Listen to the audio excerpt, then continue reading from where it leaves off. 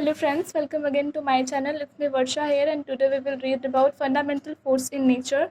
So there are four fundamental force in nature. First is gravitational force, second is electromagnetic force, third is a strong nuclear force, and fourth is weak nuclear force. So first we will read about the gravitational force. So the gravitational force is a force of mutual attraction between any two objects by virtue of their masses. ठीक है, अब इस force में क्या होता है कि दो ऑब्जेक्ट का म्यूचुअल अट्रैक्शन होता है, दो ऑब्जेक्ट आपस में मिलते हैं. अब ग्रेविटेशनल फोर्स को हम फील करते हैं बिकॉज हमारे अर्थ पे ग्रेविटेशनल फोर्स है, और केवल अर्थ पे ही नहीं, हर प्लैनेट पे ग्रेविटेशनल फोर्स होता है.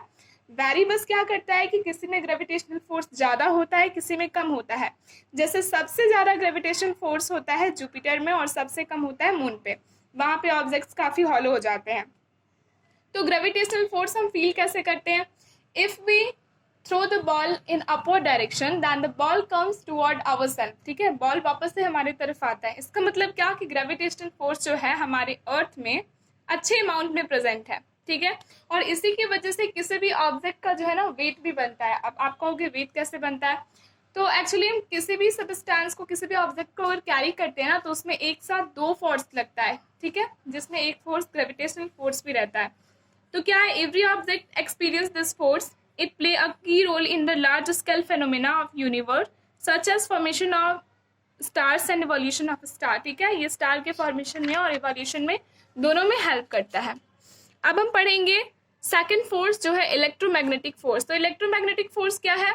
The force on charge particle, यानी चार्ज पार्टिकल में जो फोर्स एक्सर्ट कर रहा है उसे इलेक्ट्रोमैग्नेटिक फोर्स कहते हैं. ठीक है, अब ये क्यों होता है?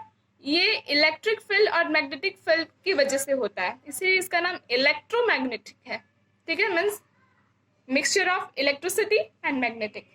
ठीक है, hence if a charged particle keep at rest experience an electromagnetic force, the electric field must not be zero, the magnetic field may not be zero or may be zero. ठीक है, अब क्या है ना कि अगर चार्ज पार्टिकल रेस्ट पे रख दिया जाता है तो भी वो एक्सपीरियंस कर सकता है इलेक्ट्रोमैग्नेटिक फोर्स. ठीक है, लेकिन कभी भी इलेक्ट्रिक फील्ड जो है वो जीरो नहीं होना चाहिए, या होता ही नहीं है. ठीक है, और मैग्नेटिक फील्ड जो होता है वो जीरो हो सकता है और नहीं भी हो सकता है. They also act over a large distance seen in the case of gravitational force without the intervention of any medium. ठीक है, ये बहुत ज़्यादा डिस्टेंस कवर करते हैं क्योंकि इलेक्ट्रोमैग्नेटिक फोर्स है और इन्हें कोई मीडियम रिक्वायर्ड नहीं होती. इनके लिए कोई मीडियम रिस्पॉन्सिबल नहीं है कि अगर ये मीडियम होगी तो ही ये सफ़र करेंगे, या फिर आप कह सकते हो कि लार्ज डिस्टेंस को कवर कर पाएंगे. नहीं भी कोई मीडियम होगा तो ये कर पाएंगे. अब है स्ट्रॉन्ग न्यूक्लियर फोर्स. अब जहाँ न्यूक्लियर का बात आ रहा है तो न्यूक्लियस भी समझेंगे हम लोग. तो in a nucleus it binds proton and neutrons. हम तो जानते हैं ना कि न्यूक्लियस में प्रोटॉन और न्यूट्रॉन दोनों होते हैं. तो it is the strongest of all fundamental forces. अब चार फंडामेंटल फोर्स मैंने आपको बताया, लेकिन स्ट्रॉन्ग न्यूक्लियर फोर्स जो है ना वो चारों में सबसे स्ट्रॉन्ग फोर्स होता है.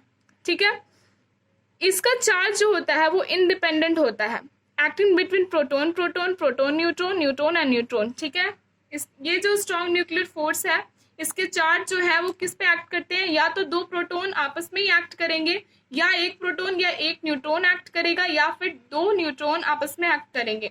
यही है स्ट्रॉन्ग न्यूक्लियर फोर्स. अब चौथा और लास्ट चीज है weak nuclear force, observed only in some nuclear process.